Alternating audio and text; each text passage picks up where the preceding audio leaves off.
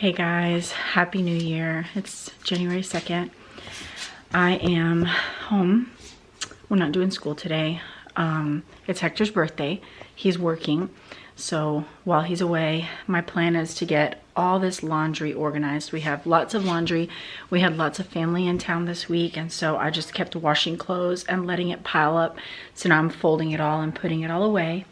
I also have the time to put down our Christmas decorations and want to just make the house continue looking wintry, you know, seasonal, but not necessarily Christmassy. So I'm going to take down the tree and the stockings and things like that, but keep up some greenery and the orange slices and the berry, little fake berries and my candles and stuff like that. And maybe the white lights as well. We had a pretty traumatic night last night with Buddy. I've shared it on my story, or I posted it on the community posts. So I'm going to the vet at 3:30 today with him, but praise God, he seems to be all right. His eyes are bloodshot. He is sleeping a lot, but that's probably because he didn't sleep last night. It was such a crazy night. I feel like I shared the pretty thorough story on my post, but I'll just say basically they got Dash was playing, they were playing, and they play it rough all the time. They're brothers and they have a blast together, just like my boys. But his jaw, he got his collar, and I guess once he got his collar, he then twisted, so it was like a loop around Dash's lower jaw, and it was so tight. He was yelping, screaming, but Buddy was probably petrified, choking, and we, by God's amazing grace, were watching them on the camera. So it wasn't like we found them like that and didn't know what was happening. We saw them and heard the yelping and knew this is different. Let me go look at them. And as soon as I got out there, I knew what was wrong.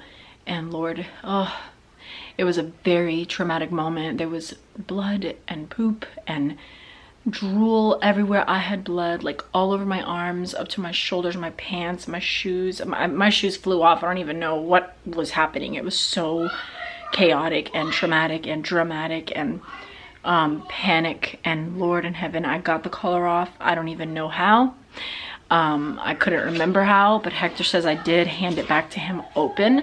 So I guess I was able to unstrap it because I could not get it off his jaw. So I had to unstrap it, and poor Buddy, he just laid there, and we didn't know what to expect. His eyes, oh, the visuals is what I'm gonna have to just get over and just remember, like, it ended well.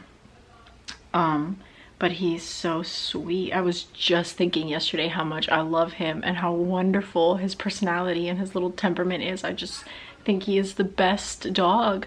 And for this to happen the next day, and we were just talking about how hard of a year it's been with our animals. We've lost all our doggies this year. And, you know, new beginnings.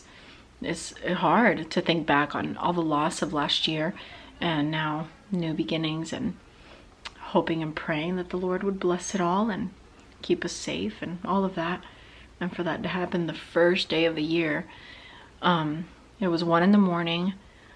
I had been at a friend's house the night before and accepted coffee that I knew I shouldn't have, and I regretted it because I was up 12:30. I'm like, great, I'm wired, this is not going to be a good night. And then by God's grace, I was awake and alert and ready to act when at 1 o'clock all that happened.